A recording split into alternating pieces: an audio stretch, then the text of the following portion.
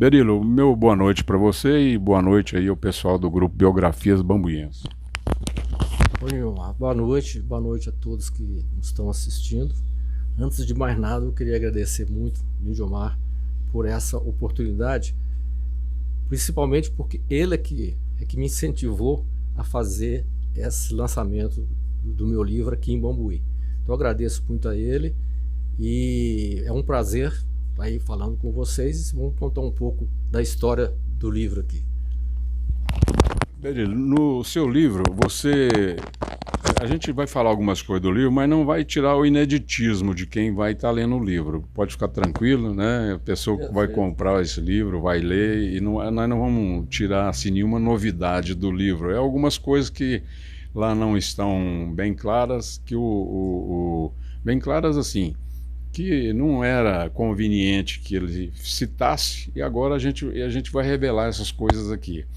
Por exemplo, no seu livro você cita alguns personagens sem citar o nome. Quem era a sua namorada aqui em Bambuí e quem era o Faz Tudo lá da banda Geniais do Ritmo. Geniais do Ritmos que você fazia parte. Muito bem. Uma revelação, então. Mas na realidade, isso foi em 1982.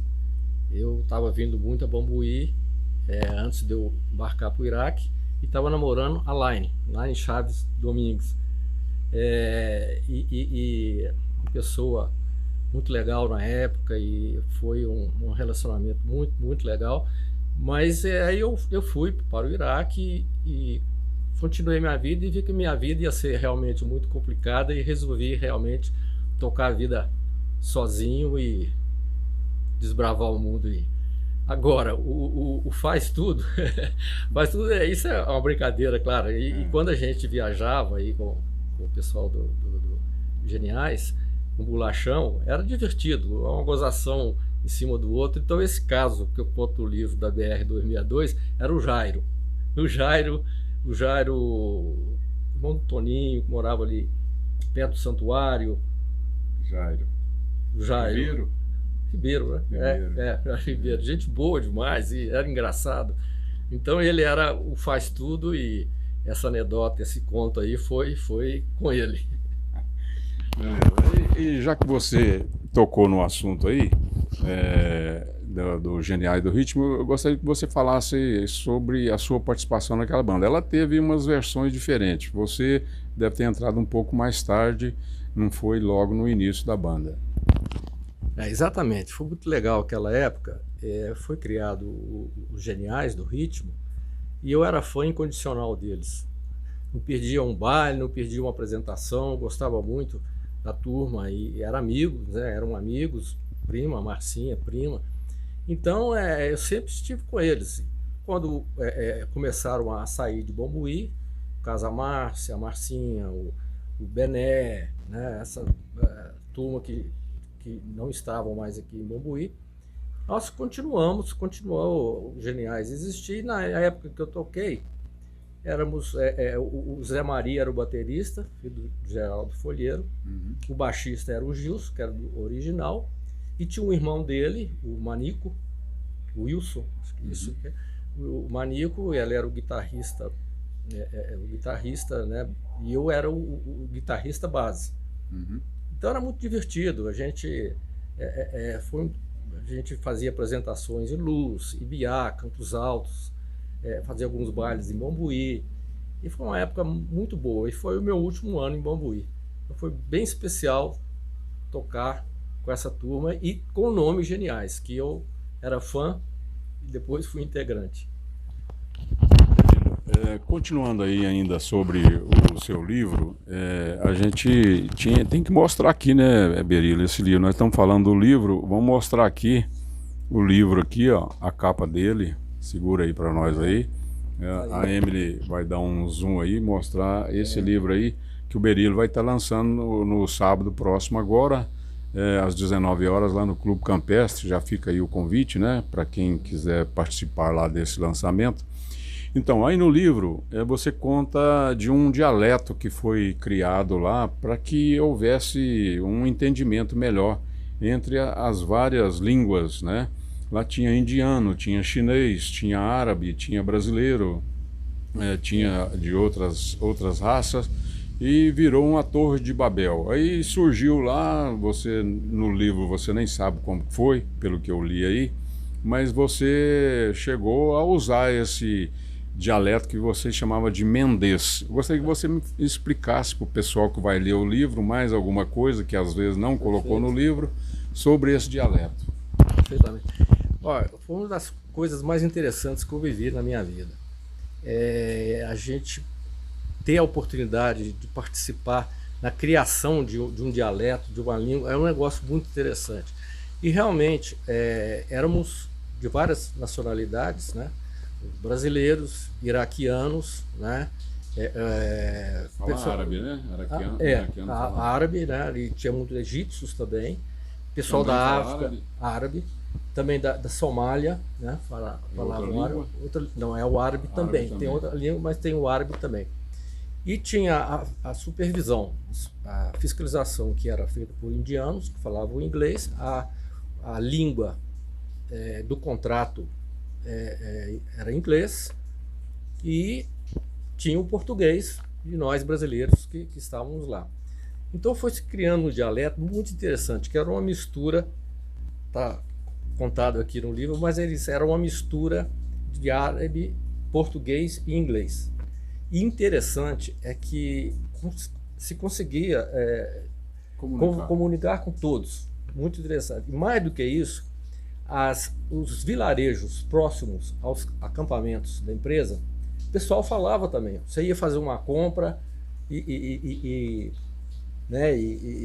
você podia perguntar fora do acampamento. Era muito interessante. E mais ainda que o pessoal, a gente fala peão, mas é com carinho, não é desprezo, não, mas o peão brasileiro que é forte, né, eles achavam que essa língua era a língua que se falava como o inglês, né? Pensavam que estava ali falando um inglês, uma coisa assim. Então, em viagens e em outros países, eles falavam aquela língua e achando que as pessoas poderiam entender. Mas eu gostava muito porque a gente se comunicava com todos. Mas tem uma frase que eu acho que eu coloquei aqui que era bastante interessante. A frase é o seguinte: Baden finish contrato, Anna stop Brasil, Aco contrato madame, no come back Iraque. Isso quer dizer, Baden é depois em árabe. Finish contrato, depois que eu terminar meu contrato, Ana mesh Brasil, eu vou ao Brasil, Aco contrato madame, faço um contrato com a mulher, com a senhora, né? E não volto para o Iraque, no come back Iraque.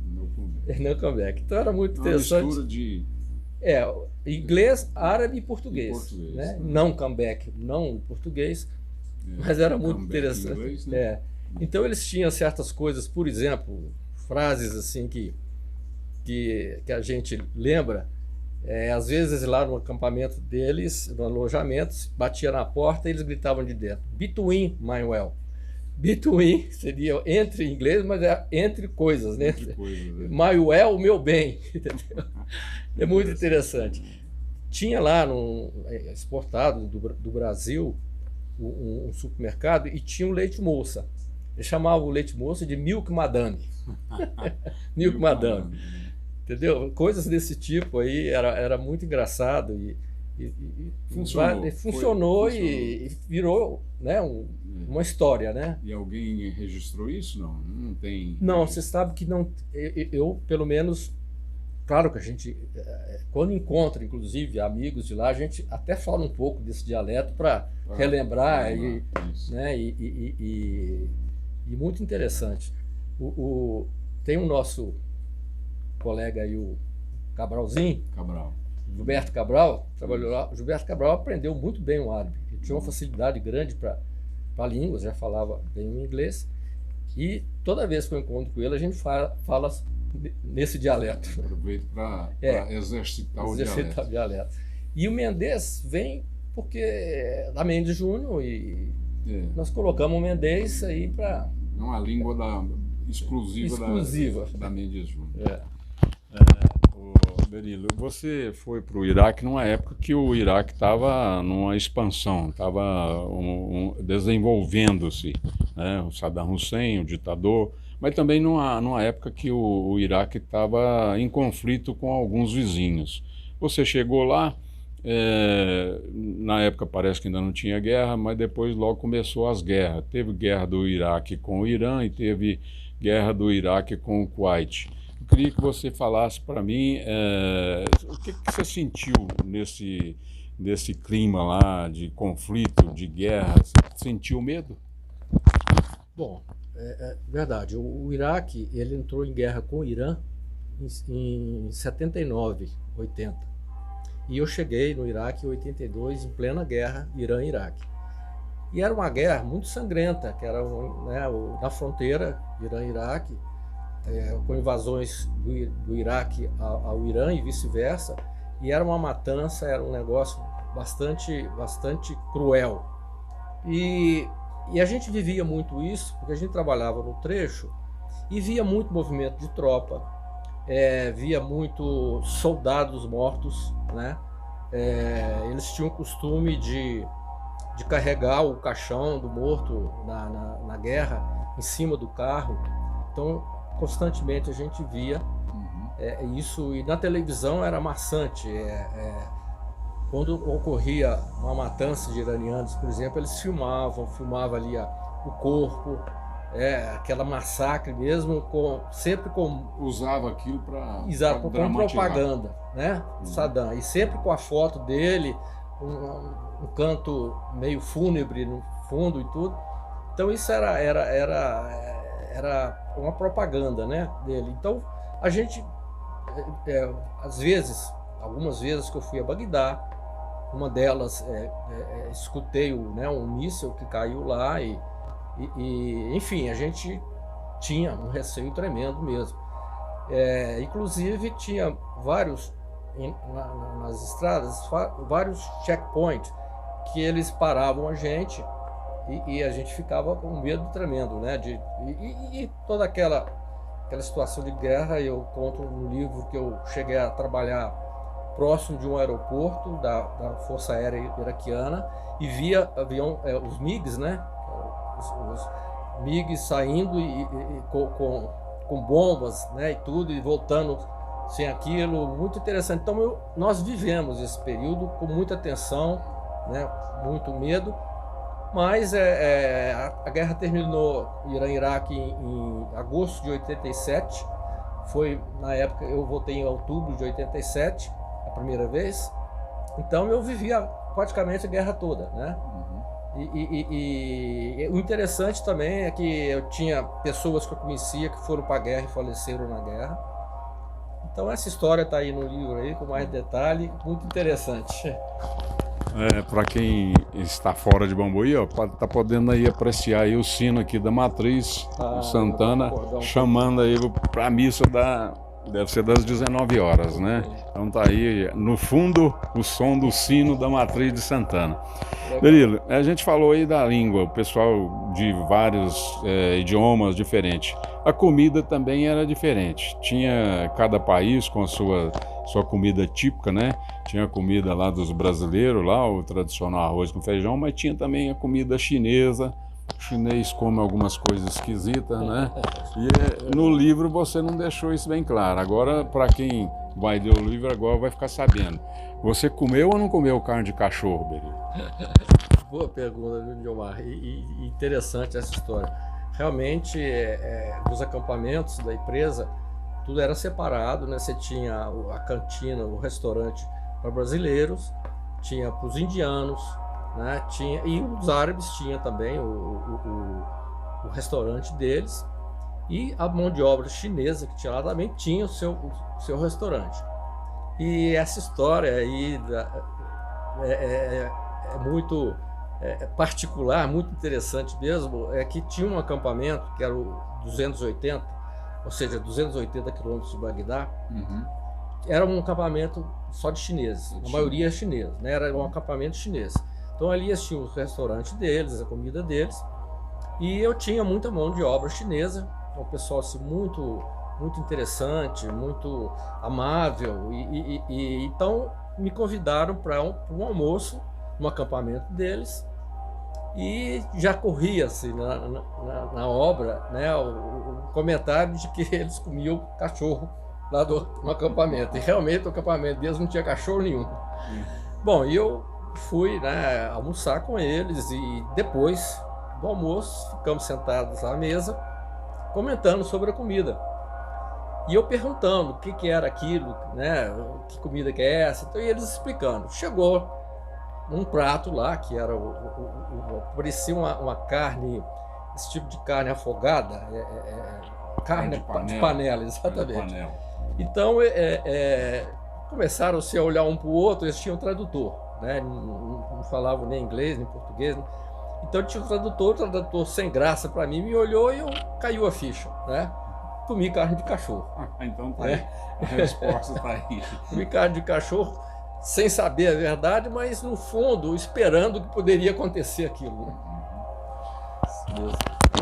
Você teve sob sua responsabilidade lá no acampamento vários funcionários, peões e na parte de administração e viveu momentos bem tensos por pelo menos 97 dias, né? Que foi o período que durou o chamado sequestro, né? Vocês ficaram sequestrados lá no cativeiro, fechado. Como que foi esse período? Eu gostaria que você falasse. É lógico que você não vai reproduzir tudo que está aí no livro, mas de maneira geral, o que mais que te deixou assim em situação vexatória, em situação difícil para administrar esse pessoal que queria vir para o Brasil e não tinha jeito? Eu ressalto alguns pontos importantes desse período, muito difícil. E eu diria que o que mais me preocupou foi a questão de alimentação. Tá. Por sorte, nós tínhamos recebido antes da invasão do Iraque ao Kuwait, uns 5 dias antes, nós tínhamos comprado comida na Turquia, e iam 3 caminhões levando essa comida, e 2 passaram e um ficou retido na fronteira exatamente por causa do início da guerra, né? Então era o que mais me preocupava por 2 pontos. Primeiro, a alimentação, o pessoal que foi para o acampamento. Se faltasse alimento ia complicar demais. Complicar demais, seria o caos, né? Isso. E também por ter imediatamente a ONU decretado que não podia, o embargo, né? O embargo da ONU ao Iraque, então ele não estava mais recebendo alimentação. E então a gente tinha um temor, eu tinha esse temor como responsável do acampamento e tudo, de exatamente uma invasão do próprio Iraque, né, ao acampamento para saquear, né, vamos dizer, esses alimentos. A gente chegava até a esconder esses alimentos, mas foi muita atenção. E o segundo ponto também é a gente segurar a barra da maioria dos brasileiros, principalmente, né, a turma, os peões e tudo, que era difícil de entender por que, né, que eles estavam retidos lá. Então era uma tensão muito grande, porque botar na cabeça deles que aquilo não era uma situação exclusiva, não era um problema da empresa, era um problema mundial, era um problema, né, dos países e tudo. Então era muito difícil segurar essa barra. Então a gente enfrentava de cara mesmo. Eu tive apoio, obviamente, de vários colegas, muitos companheiros que ajudaram nisso aí, e conseguimos vencer, né? Mas foi marcante demais, tanto é que deu o livro. E por falar em livro, Berilo, eu gostaria que você segurasse para mim aí. Eu vou ler um pequeno trecho aqui do livro. Eu gostaria que você comentasse. É uma pequena parte do livro que nós já estamos adiantando aí para quem vai participar aí do lançamento do livro. Na noite anterior à partida, chorei, e chorei muito, tremendamente emocionado. Fardos e fardos haviam sido retirados de nossos ombros. Com certa melancolia, mas a certeza de que tinha feito o meu trabalho e dado o meu melhor, pensava em como aguentamos tudo aquilo. O pesadelo agora tinha hora para terminar. Que hora que foi, que dia que foi, que terminou esse pesadelo e por que você chorou muito nessa noite? Bom, muito bem. Quando eu fiquei sabendo, né, a turma que ficamos sabendo que íamos ficar como refém, como garantia de contrato, como eles diziam, foi muito duro, né? E a gente pensar o que a gente ia viver, né? Então nós ficamos sempre naquela expectativa, e eu ficava nessa expectativa de ser solucionado o problema de imediato, da gente ficar livre e poder voltar.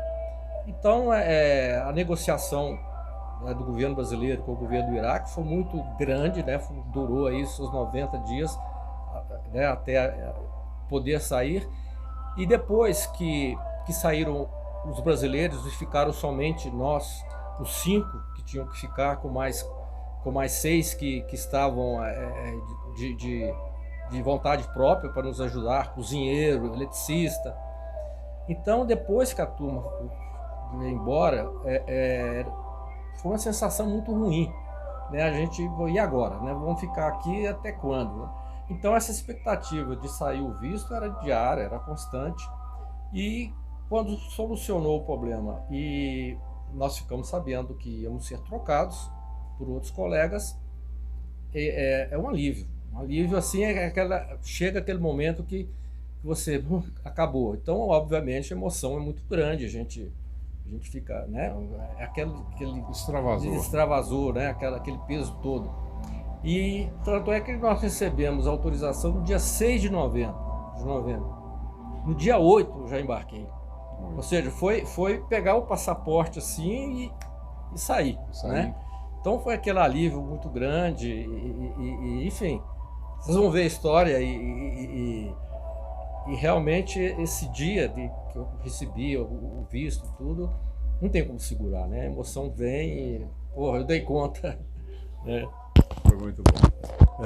E por falar nisso aí, você disse aí que teve alguns brasileiros que foram para lá para fazer uma troca de reféns. Eles foram voluntários, né? Eu gostaria que você falasse em especial de um, você até já citou o nome dele aí, do Gilberto Cabral da Cunha, que foi um desses que foi lá para o Iraque para que vocês 5 e mais os outros pudessem retornar ao Brasil.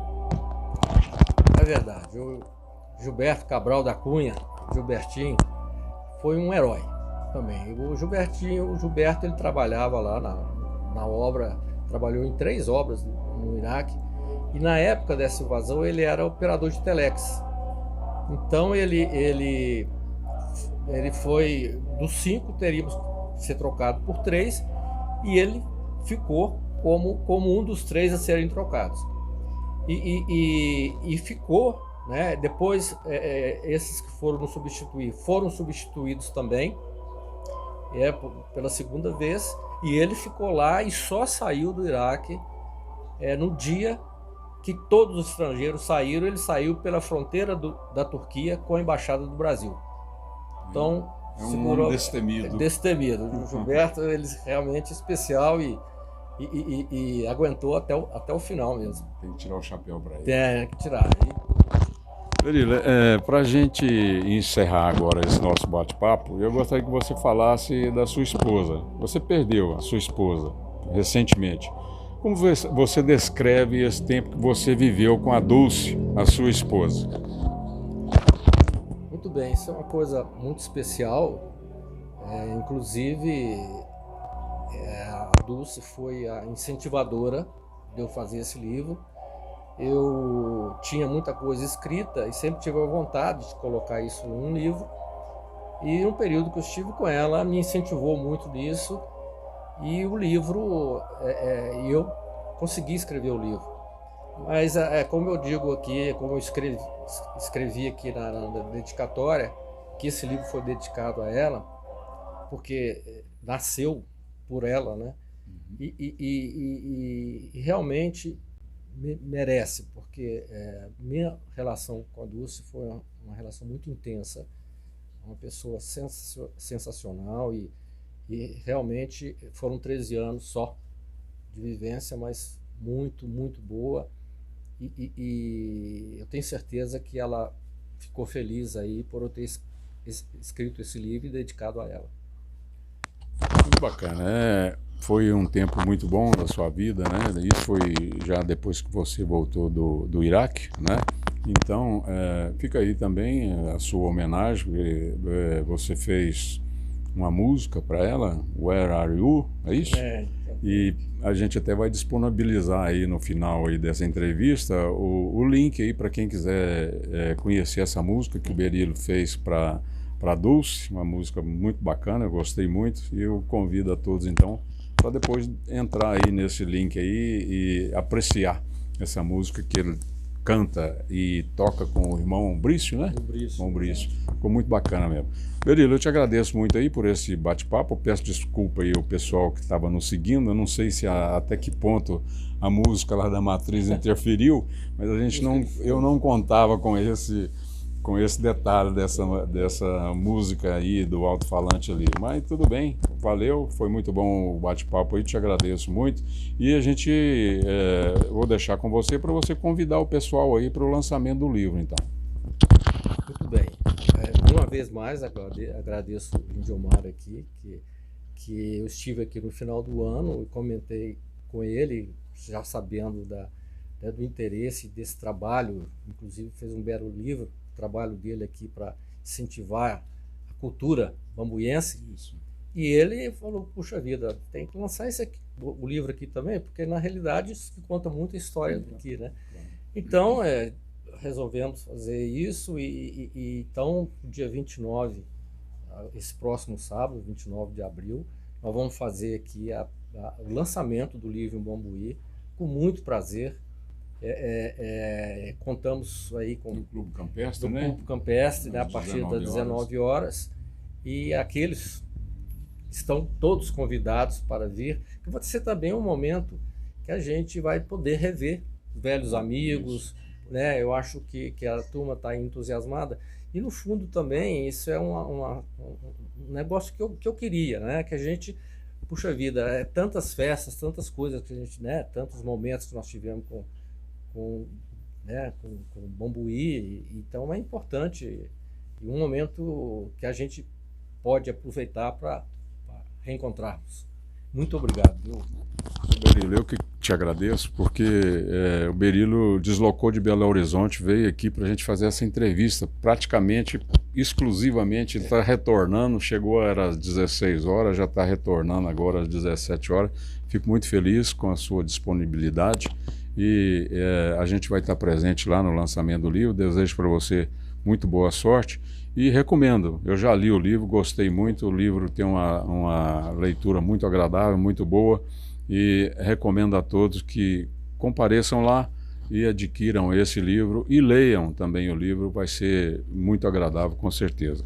Eu convido mais uma vez o pessoal que nos segue aí no Facebook para que inscrevam lá no YouTube e também lá no Instagram para acompanhar esse nosso trabalho. Meu boa noite a todos e até a sexta-feira com mais um resgate da história de Bambuí. Até lá.